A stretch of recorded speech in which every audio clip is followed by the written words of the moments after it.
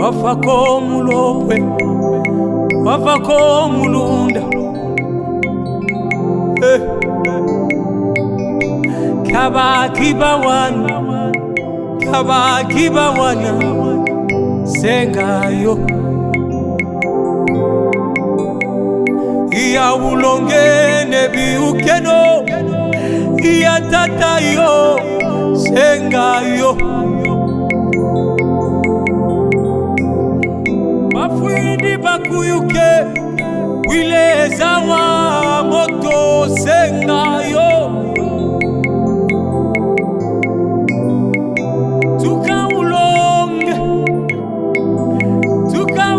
yo yo yo yo yo yo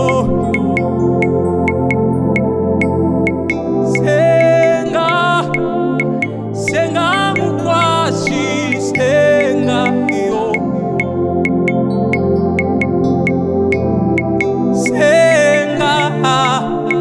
senga mukwashi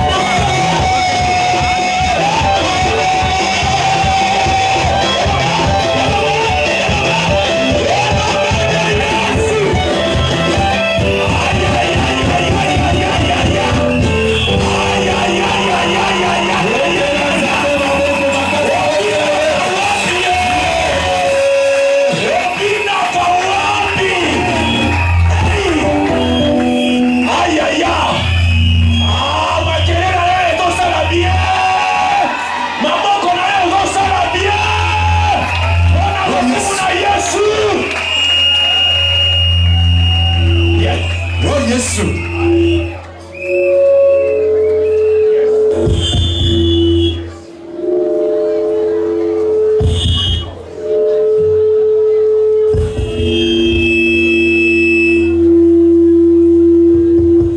Est-ce qu'on peut acclamer très fort pour Jésus?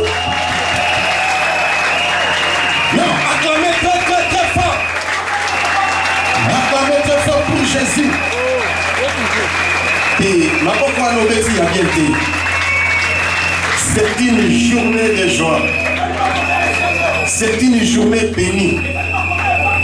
J'aimerais que nous puissions acclamer pour Jésus, notre grand roi. Acclamons avec pour Jésus. Oh Jésus. Nani mokonzi. Nani mobikisi. Nzambe. Je vous salue tous au nom de Jésus. Je salue toutes les autorités ecclésiastiques, toutes les autorités de l'État, toutes les autorités de la famille et distingués invités. Je vous salue au nom de Jésus. Que Dieu vous bénisse vous tous. Vous êtes les bienvenus ici. Amen. Amen, amen. Vous supportez Bissomouki. Mais dans peu de temps, nous allons clôturer. On va respecter les. Amen. Amen. Prions.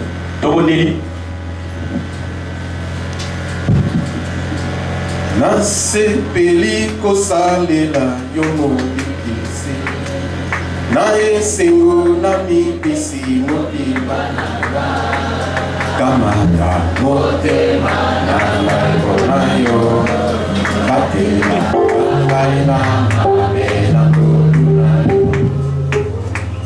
o nasepeli kosalela yomo bikisi na esengo na mibisi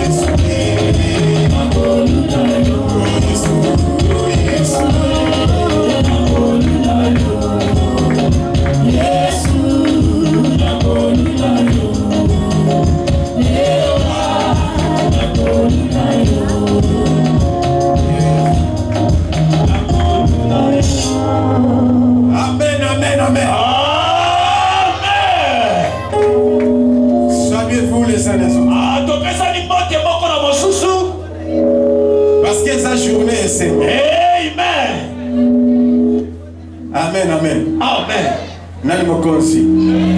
Nani mobikisi. Yesu. Nani nzambe. Yesu. Alléluia. Amen. Nous reconnaissons tous qu'il y a un seul Dieu. Le créateur du ciel et de la terre. Dieu a tout créé. Sauf rien. Tout ce qui existe. Les visibles comme les invisibles. Le créateur se dit. Et comme celui. Et nous aussi. Il nous a choisis. Il a mis des lois et des principes. Mais il nous faut obéir aux lois de Dieu. Respecter les principes divins. Pour être sauvé. Pour être secouru. Ça c'est là. Vous irez tous en enfer. Alors vous serez les ennemis de la croix de Jésus. Alléluia. Amen. Mais pour être sauvé. Pour être sauvé, Dieu a utilisé, il utilise toujours les hommes. Dans chaque génération, il établit ses serviteurs. Il a choisi. Il les a oués. À travers ses oués aussi. Il les a donné une mission pour délivrer les captifs, pour sauver les âmes. Et aujourd'hui, c'est une journée merveilleuse. C'est une journée de miracles. Donc Dieu nous a visités. Et il continuera toujours à nous visiter. Aujourd'hui, Dieu a choisi des ministres, des serviteurs servants. Et aujourd'hui, nous allons les web. Quel que soit leur âge, quel que soit leur sexe, Dieu ne fait exception de personne. Riche ou pauvre, homme ou femme, grand ou petit, blanc ou noir. Dieu ne fait exception de personne. Mais aujourd'hui, il a fait son choix dans cette église. Même à qui venir, mission évangélique Maranatha. Nous travaillons pour les salut des âmes. C'est pourquoi dans cette église, Dieu a ajouté des serviteurs et servantes. C'est nous. Vous devez les considérer. Peut-être ton fils, ton frère ou ta sœur. J'aimerais vous dire sincèrement devant Dieu, quel que soit son âge, comme aujourd'hui, Dieu veut les intégrer dans son champ. Vous devez les respecter. Ils méritent une double honneur. Ce qui dit, yes. Bazar danger. Amen. Amen. Ce sont des porteurs et porteuses de bénédiction. Et de malédiction. Amen. Donc, il faut dépendre de ce que vous utilisez. Yes. Il faut dépendre de ce que vous considérez. Amen. Si vous les déconsidérez, si vous les maltraitez, si vous les opprimez, Dieu va vous frapper. Mais si vous les soutenez, vous les bénissez, j'aimerais vous dire encore, vous serez visités par Dieu. Et Dieu vous bénira. Est-ce que vous comprenez? Amen. C'est-à-dire, dès que vous allez considérer Bango, les noms de Bazar sont sur le bon côté. Yes.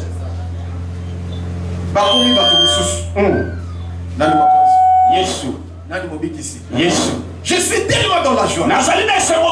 J'ai accompli ma mission. Je suis en train de l'accomplir toujours. Je m'ai envoyé sur terre. J'ai une mission. Jésus que nous prions, le roi des rois, c'est lui qui m'est apparu. J'étais facé, receveur et accompli. Et non me rejeté par tout le monde. Un enfant abandonné par la société. On me prêchait même dans les églises.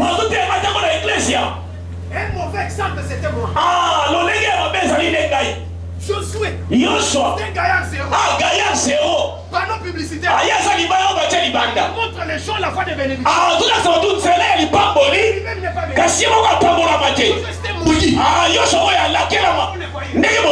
C'était maudit.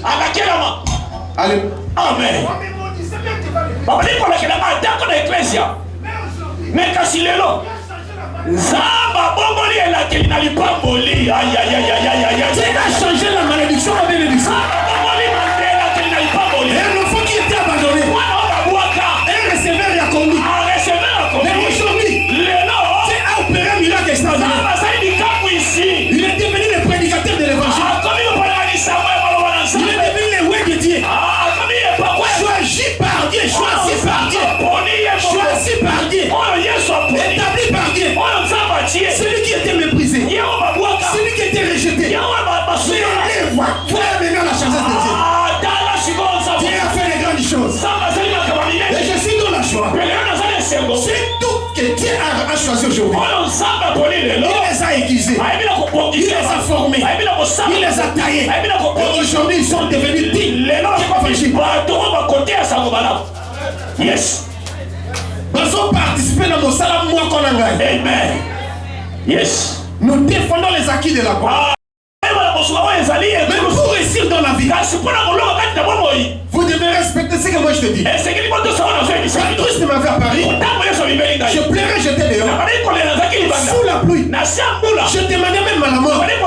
Je disais, Seigneur, qu'est-ce que j'ai fait aux gens? Qu'est-ce que j'ai fait au monde? C'est tout le monde qui me rejette. Dans la famille rejetée. Parmi les pasteurs rejetés. Dans la société rejetée. Je t'ai déconsidéré. Mais Seigneur, on va même de donner des noms. Pèlerin. Gaillard zéro. Panneau publicitaire. Et ainsi de suite. Maudit. Mais c'est qu'est-ce que j'ai fait? Je pleurais sous la pluie. J'étais mouillé. Okolo nanga osawa pie. Zambe nakobelela yo. Tata Zambe. Zambe yambanga mo. Isiba nanga osawa pie. Zambe nakobelela yo. Tata Zambe. Zambe yambanga mo. Paninga nyoso. Andona biseko e. Bisoba oyo. Okufeni nini e. Koko semoko.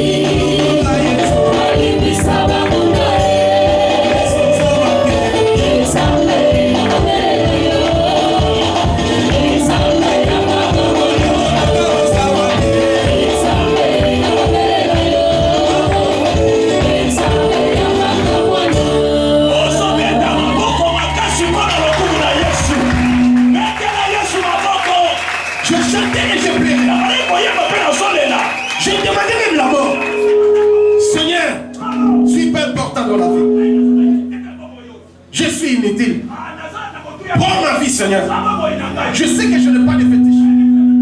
Je ne suis pas sorcier. Je ne suis pas même pas pécheur. Mais aujourd'hui, Seigneur, dans ma vie. Et du coup, Christ m'est apparu. Il m'a dit une chose. Alléluia. Amen. Josué mon fils. Tu es mon fils. J'ai écouté tes cris et tes supplications.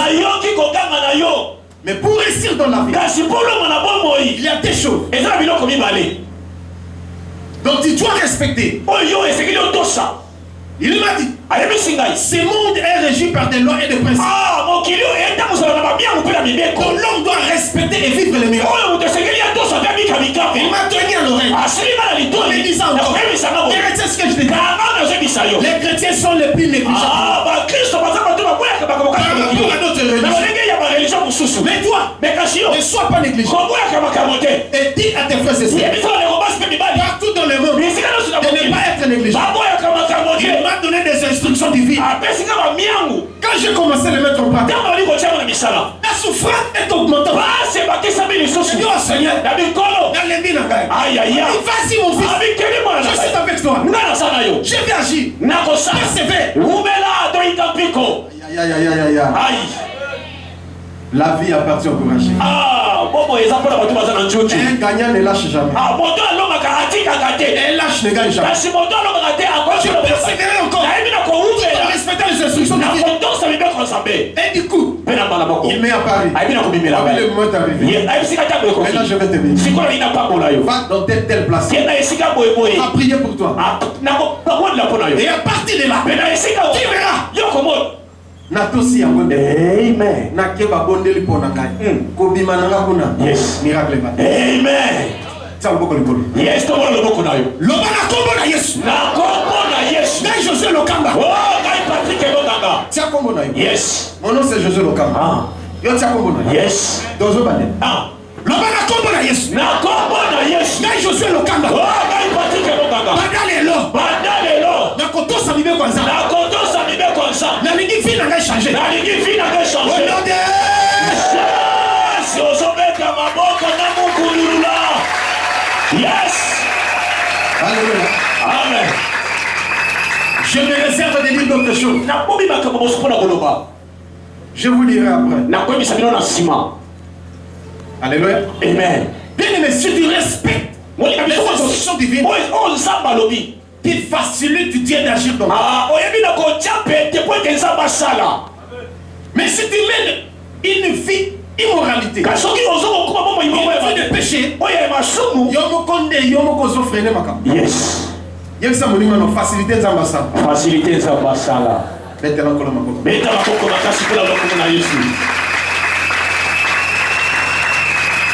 c'est pourquoi nous voulons lire un verset. Acte chapitre 13. Yes.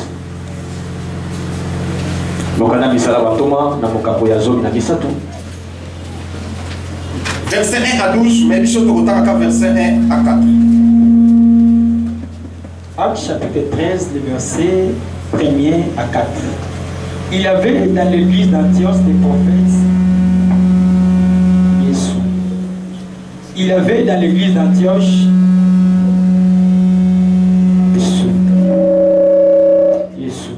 Il y avait dans l'église d'Antioche des prophètes et des docteurs, Barnabas, Siméon appelé Niger, Lucius de Cyrène, Manahem, qui avait été élevé avec Hérode, et Tétac et Saoul.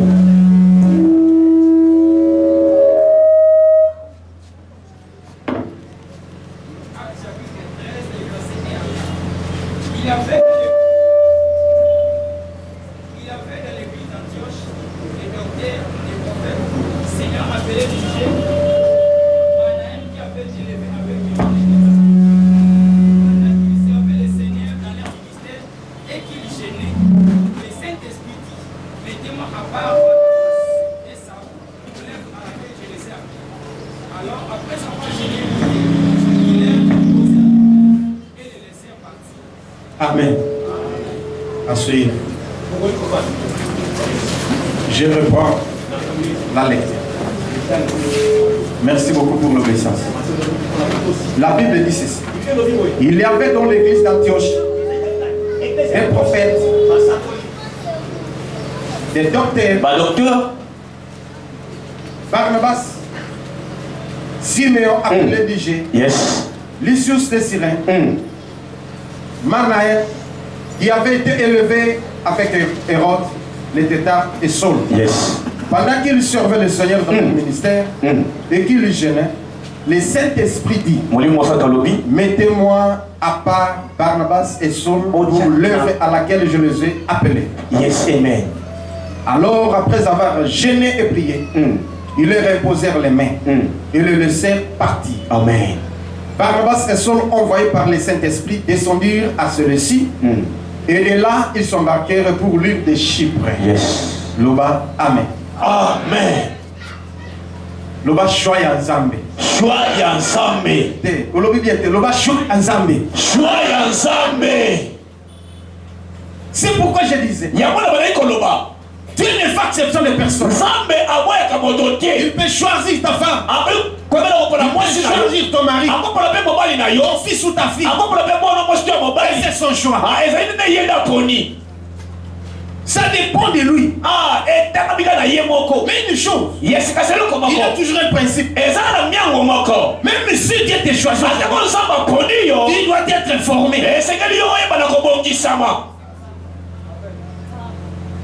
Ceux qui créent des troubles, ce sont des serviteurs choisis par Dieu, les mal formés.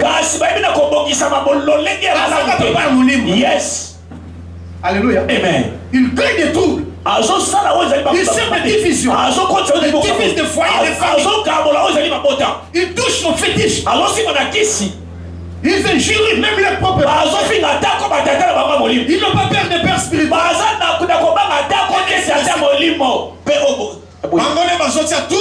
Yes.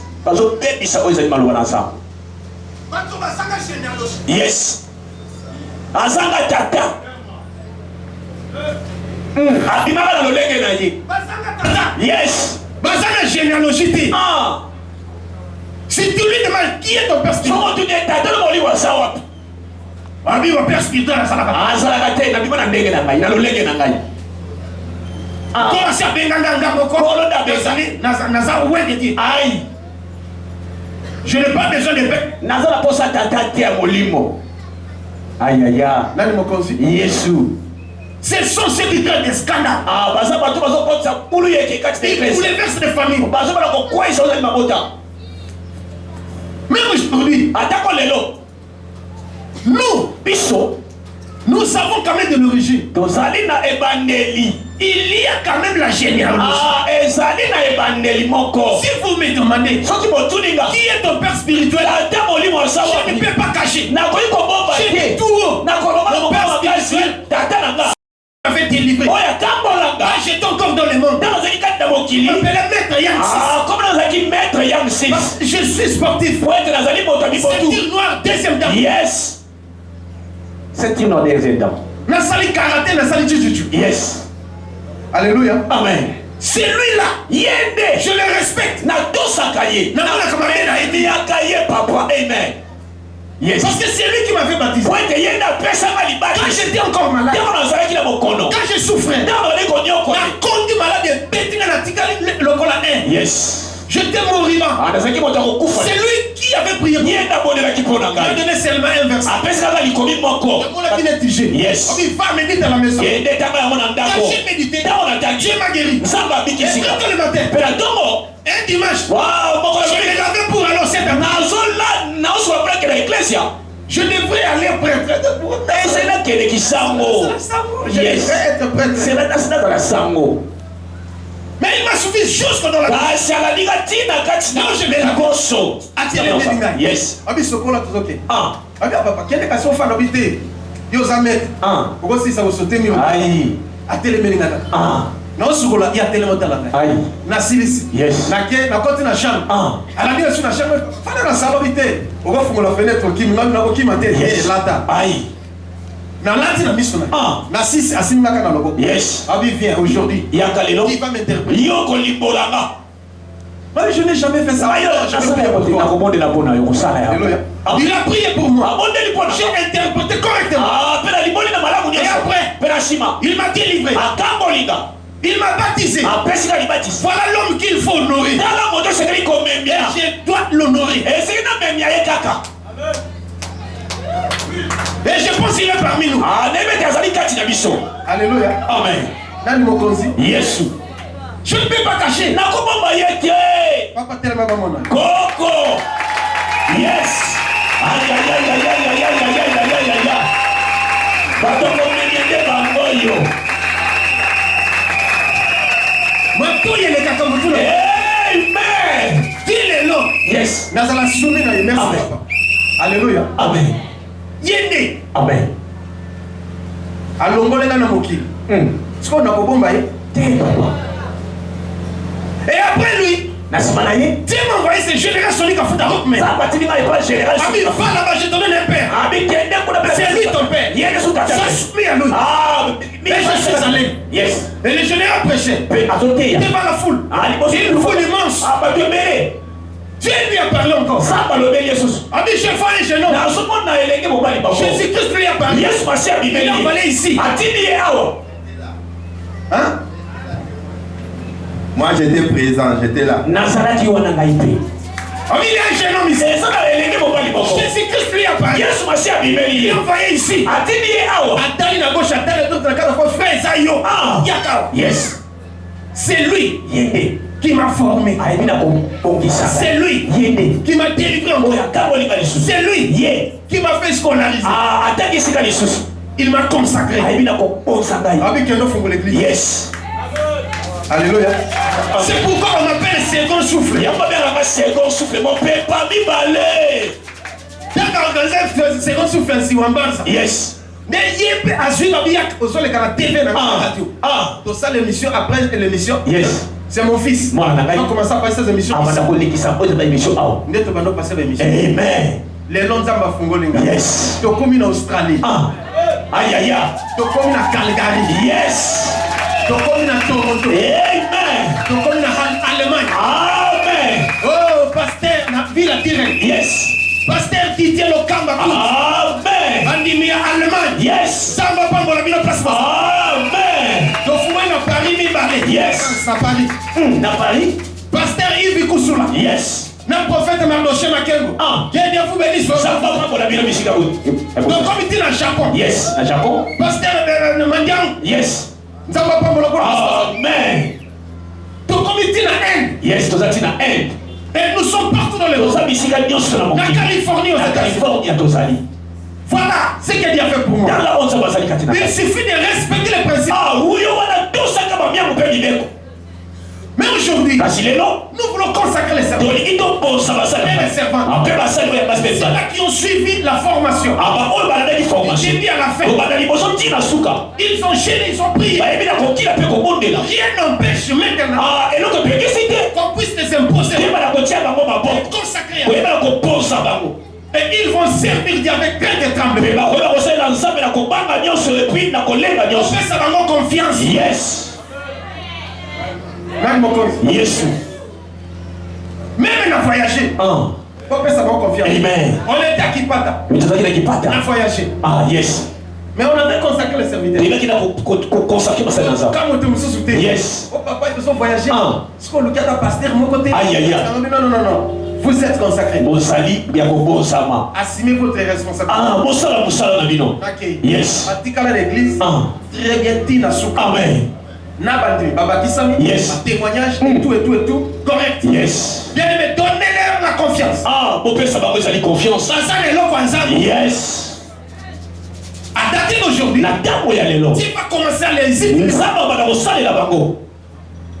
Et vous aussi, Pe bino si pe. vous avez des problèmes, Soki ozala makambo. même si vous venez ici, Ata tokoye awa. ne trouvez pas, Bomoni ngai te. consultez-les. Ah, okele epai na bango. Ata ça, mon amour. Yes. Naïbi Kazan, les lois, Kazan. Ah. Pourquoi j'ai réponse? Amen. Nana lobby, amen. Amen. Nana lobby, amen. Amen. Yes. Matthieu chapitre 28. Mokanda Matai. Qu'est-ce que Dieu a dit? Nini nzambe alobi? Verset 16 à 20. Yes.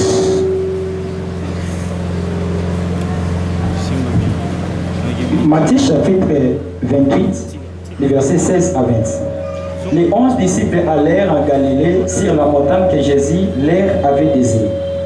Quand ils le virent, ils se prosternèrent devant lui. Mais quelques-uns eurent des doutes. Jésus s'étant approché, leur parla ainsi. Tout pouvoir m'a été donné dans le ciel et sur la terre. Allez, faites de Tout toutes les... pouvoir m'a été donné dans le ciel et sur la terre. Alléluia. Yoka. Pouvoir nyonso. Mpifo nyonso. Epesami na maboko na Yesu. Amen. Pe Yesu alobi nini? Yes. Dans Luc chapitre 10 verset 19. Ah. Que je vous ai donné le pouvoir Napesi bino mpifo. de marcher sur les serpents, Ya kotanga likolo na nyoka. sur les scorpions, Likolo na nkoto. sur toutes les puissances de l'ennemi. Likolo na nguya nyonso. Rien ne pourra vous nuire. Pe eloko moko te kokweyisa bino. Aujourd'hui, Lelo. les pouvoirs Mpifo. vont transférer Ah, aux ezokota. servants de serviteurs. Na basali ya basi mpe ya mibali. Na esika o. Mais vous verrez de vos propres yeux. Ebino mpe bomona na miso na Vous bino allez moko. expérimenter. Bokotala Nani mokonzi? Yesu. Donc Nzambe akani déjà kopesa. Amen. Ndenge apesa biso ndenge ba opesa bango. Amen. Yango kosala intention na ba serviteur oyo. Yes. Ata oleka na TV. Tout l'origine na ye. Yes. Amen. Bango nde bato bakwiti. Yes. Milangwa baiwewe. Bango nde bato bazosilisa basi même na église même ailleurs. Bango nde bato manki ono. Yes. Objectif de l'homme c'est nini? Ni solo. Un point, être. Na mabumu na bango. Okona atie lox. Yes. O atie nzela wa. Aïe, yes. Sinenga na zali boy. Beaucoup tanga pena ke na tie lox. Nzela. Na tie nzela na tie. Yes. Aïe aïe aïe. Na kati bali. Hey. Makolo moko te papa. C'est bon, c'est diabolique et satanique. Mokilo et pépi. Ils sont là les serviteurs du diable. Bazaona basali ya Satan. Sauf que pour cautionner les gens. Bazaona pona. Mais aujourd'hui, Kasilelo. Zambe a poni ba ya bien. Amen. Libino. Amen. Ils sont aux alliés ndenge bango. Yes. Pour finir bango te. Amen. Pour tonga bango te. Amen. Pour protéger bango. Yes, pour battre. Pour soutenir bango. Amen. Même dans vos prières. Attends dans le financièrement. Attends dans bisolo. Matériel. Attends dans bino. Dieu vous bénir. Nous savons pas comment pour la bino. On commet de la Yesu mama makasi. Et la Bible continue pour dire. Bible les autres comme la koloba. Allez, pour kende. faites de toutes les nations. On sait ba bikolo nyonso. Oh basali nanga. Au lieu de faire aux serviteurs les disciples de Christ. Ya kosala ba doué ezali basali na nkolo. Mais ba comme ba fan. Yes. Ya pasteur. Ba fan ya pasteur. Ba comme ba fan. Yes. Amen. Pas ici. Awake. Nous sommes tous les fans de Christ de Jésus. Biso tozali ba fan ya Yesu. Et les disciples de Jésus. Ba doma ya Yesu. Les intérêts. Et c'est toi qui vas le défendre. Ouais, ezali Yesu Et Masiya. les actifs de la croix. Pe ouais ezali ekulusu. Nana sola na ngai. Amen. Mais solo banabino. Pour considérer bango. Yes. Mais na so répéter phrase oyo. Parce que makambe bandi bandale. Amen. Et transition et ça. Amen. Nana lobi amen. Amen. Yoka sikoyo. Bible continue sukolo. Yes. Quand tu le vis, prosterné devant lui. Mais quelques-uns eurent des doutes. Jésus fait des miracles. Yes. Bien que Jésus soit fait physiquement, yes. mais quand il a bango, on se va douter. Papa. Jésus que je prêche, Yes, il pas une fois. Pour que je sois consacré berger. Je priais. Et dans la prière, j'ai vu des surprises. Et c'est moi-même qui avais fermé la porte. Les courants n'étaient pas là. J'avais allumé la bougie.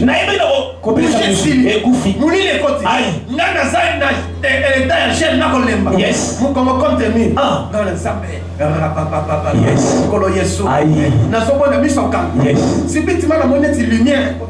Poli.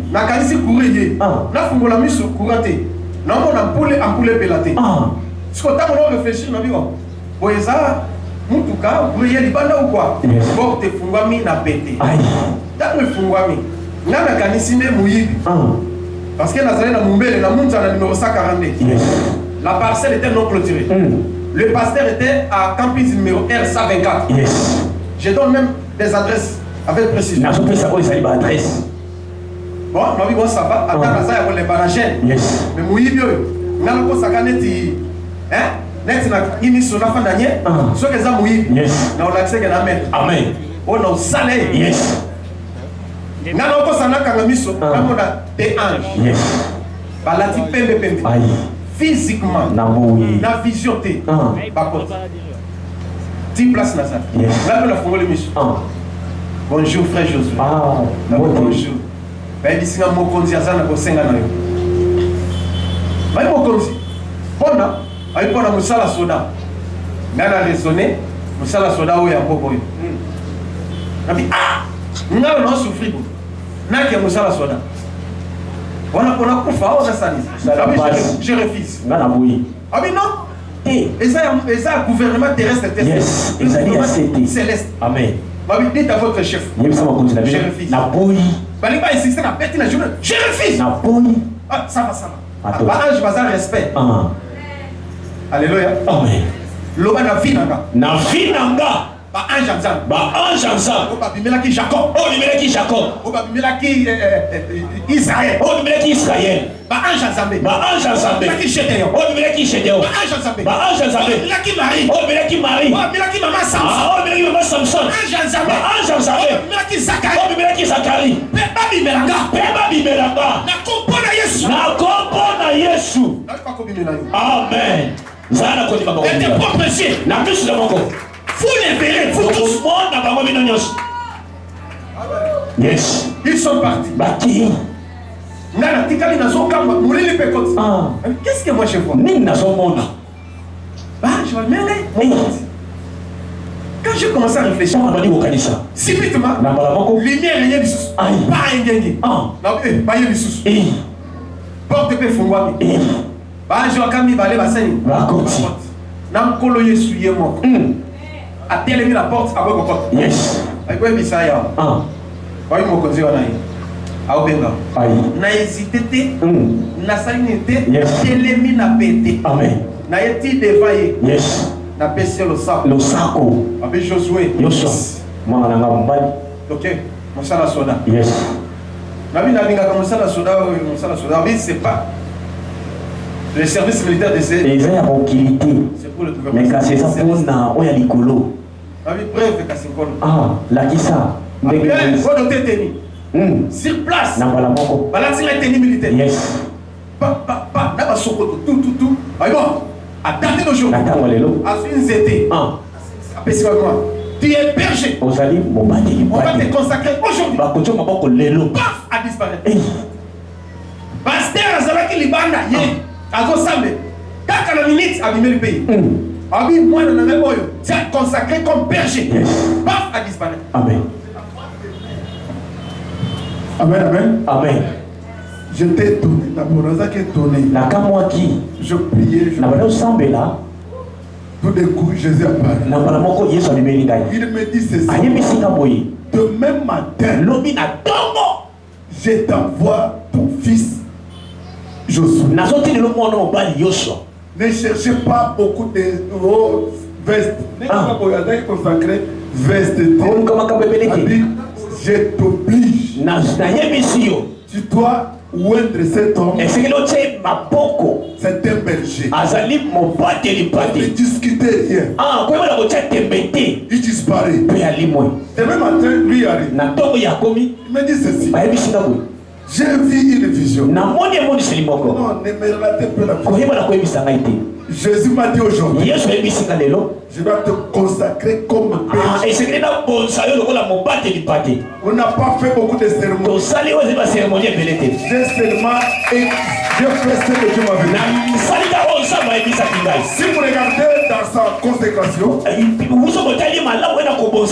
a pas de cérémonie comme ça. J'ai dit, comme il a dit, nous faisons. Comment Paul tout ça, comment yes. Je bénis Dieu. Parce que Dieu le voyait déjà. Il était dans la pensée. Je te bénis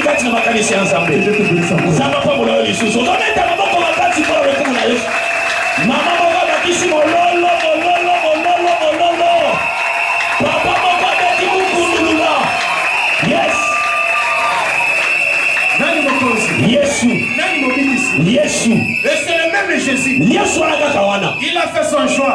Il a choisi ses serviteurs. Ils sont devant vous même. Nous voulons les consacrer. Devant vous. Devant les Saint-Esprit. Ils seront à 100% à son service. Ils vont tous vous servir. Parce que tu es serviteur. Amen. Alléluia. Amen. Nuit et jour. Amen. Vous respectez Bango. Amen. Alléluia. Amen. C'est une bénédiction pour vous. Alléluia. Amen. Je sais que tu as une moulaïté. Yes. Mais tu as passer dans le service. Je vais fermer ma Bible. Dès que j'ai beaucoup à dire, mais nous courons derrière les temps. Dieu va vous visiter. Je réponds encore. Il est présent. Il agit jusqu'à la fin. Le temps de miracle n'est pas passé. Il souffre pour rien. Yes. Le consommateur de cœur brisé. Celui qui élève les et il est ici. Je suis là aussi pour vous. Sans vous, je ne peux pas être là. Sans vous, je ne serai pas là. Si je le suis, à cause de vous, je dois vous servir toute ma vie. Yes. Alléluia. Amen. Nani mokonzi. Yes. Nani mobikisi. Yes. Les lois makambonayo ils ont changé. Amen. Le corps participe à qui te oyo. Yes. Donc ceux qui nous allaient ouais de Dieu. Ceux qui nous allaient prophète en Zambie. Yes. Dans le monde dans zolo. Ils sont là dans tes places. Amen. Le corps tient ma colonne ah. Yes. Zamba sont décollé. Yes. À son niveau la dimension. Aïe aïe aïe aïe. Zamba na Israël. Yes. Jésus Christ. Aïe. Oya tinyo ah. Azo changer ma. Amen. Yes. Loba na kombo na Yesu. Na kombo na Yesu. Ndenge na tia makolo awa. Ndenge na tia makolo awa. Transition salami. Transition salami. Na passer l'étape mosusu. Na passer l'étape mosusu. Jésus. Ah maboko na yo. Maboko wana. Yes. Même si tu étais là-bas. Attends, moi, je vais dire même si tu souffrais. Attends, moi, je tu es devenu vrai. la solo. La souffrance. Ah, pas si la yo. Et Sili. Parce que mon temps, si ça caille. Ah. Assez à l'objet. Amen. Pas si la yo, si. Amen. Même s'il avait des blocages. Attends, moi, je vais même s'il n'avait rien. Attends, moi, je vais dire. Quelque chose. Et c'est là, Jésus-Christ est vivant. Yes, Massi, il va te visiter. Ah, comment na yo? Tu as visité déjà les Yes. Yes. Ceux qui te méprisaient. Bah, on va aller comme ya yo. Il y a d'autres qui chassent une nuit de bah, quand ya kofu kamela yo. Aïe aïe aïe. Ceux qui te insultaient. Bah, on va aller kofi yo. Ceux qui te déconsidéraient. Bah, on va aller koina yo. À dater aujourd'hui. Attends, moi, le On les a fait briller. Hey. Amen. Yes. Bateau va cambier sur la porte. Ah. Va confondre la pardon. Amen. Parce qu'il est puissant. Ouais, que le mot quoi on est bouillé. Et quand tu dis La parole dit bien. va ça le lamo.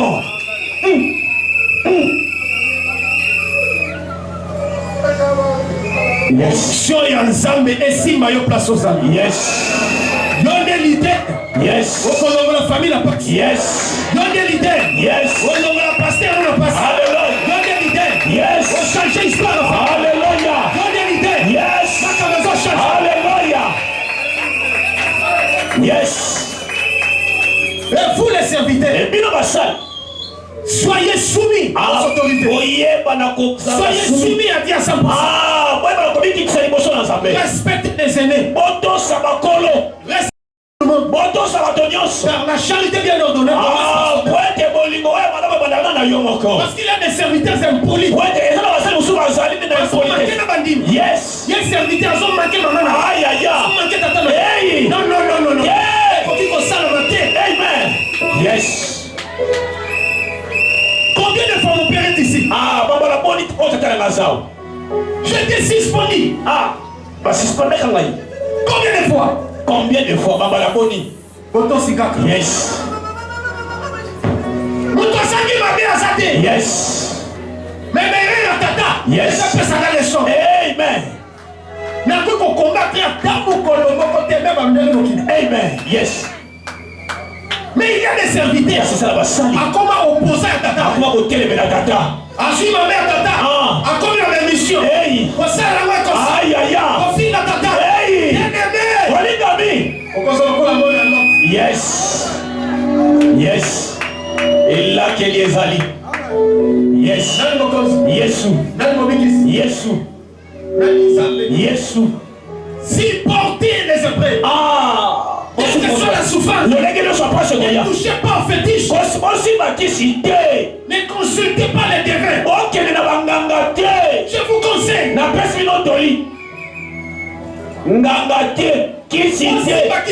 Amen. Beaucoup d'alloges. Yes.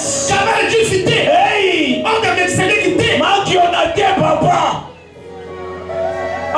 Makionate. Amen. Lukutate. Amen. Idumate. Amen. Masalate. Amen. Soyez saints. Bozala santo. Et Pierre chapitre 1. Yes, mokandaya. Verset 14 à 17. Yes. La Bible dit. Comme des enfants obéissants. Soyez saints. Moi-même votre Dieu. Soyez saints dans toute votre conduite. Votre conduite soit irréprochable. Beaucoup de personnes ne savent pas le maman. Yes. Beaucoup de personnes ne savent pas le maman. Amen. Il a d'autres serviteurs. Ils ont passé les poussous. Consacré vie dans le maman. Ça, ils ont bâti comme ça. Amen. Yes. Et le monde bon ça même. Amen. Yes. Vous devez supporter les épreuves. C'est qu'il faut supporter les épreuves. Il met canon. Bon battez la bonne âme. Yes, bon samet des alamis. Amen. Yes. Dieu peut te frapper à cause de cette âme.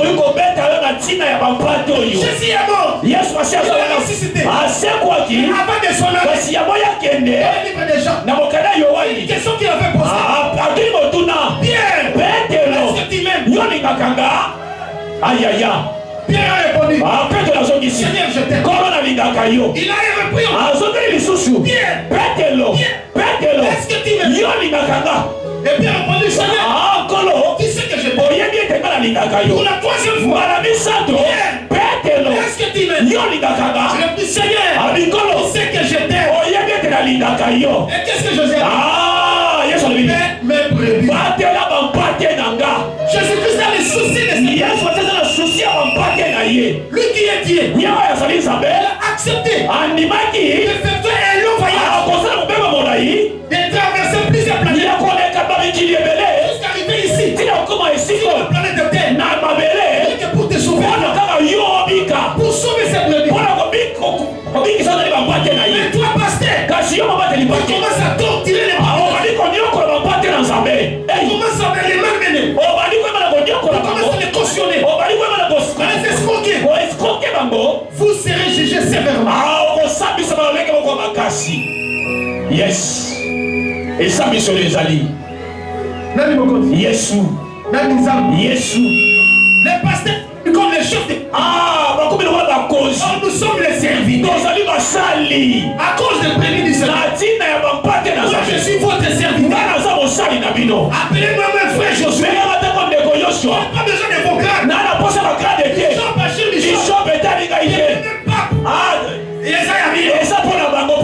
je suis frère. Les moindres de tout. Sans vous, je ne peux pas être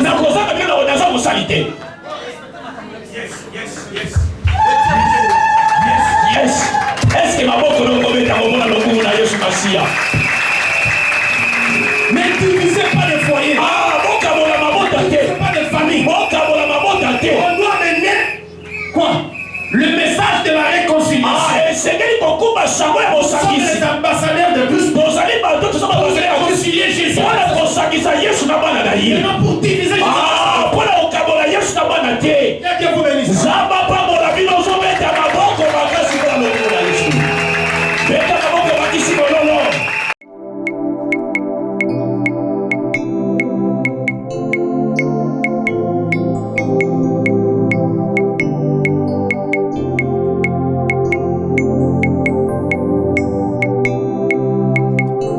Wafako mulopwe, wafako mulunda. Kabakiba wana, sengayo. Iya ulongene biukeno, iya tatayo, sengayo. Mafwindi bakuyuke, wile zawa moto sengayo.